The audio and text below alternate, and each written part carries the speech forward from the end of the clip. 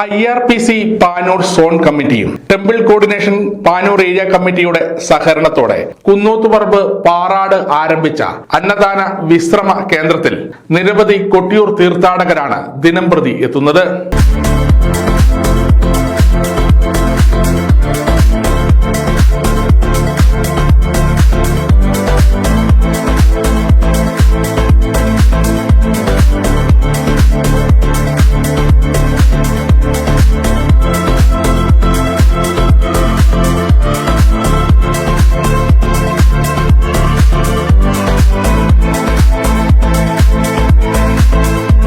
രണ്ടു വർഷമായി അന്നദാന വിശ്രമ കേന്ദ്രം ഇവിടെ പ്രവർത്തിക്കുന്നു. ദിനംപ്രതി 1500-ലധികം ഭക്തജനങ്ങൾ രാവിലെയും ഉച്ചക്കുമായി ഇവിടെ നിന്ന് ഭക്ഷണം കഴിക്കുന്നുണ്ട്.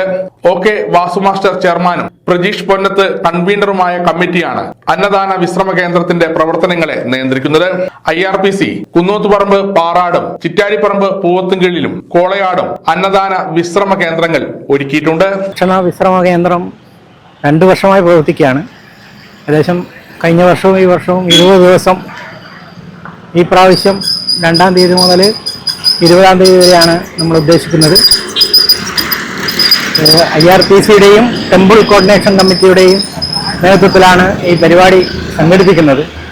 നമ്മളെ സംബന്ധിച്ചിടത്തോളം ഈ ഒരു അന്നദാന കേന്ദ്രം നടത്തുന്നത് മാത്രമല്ല, IRPCയുടെ പ്രവർത്തനങ്ങൾ, നിരവധി പ്രവർത്തനങ്ങൾ IRPCയുടെ ഭാഗമായിട്ട് നടക്കുന്നുണ്ട്.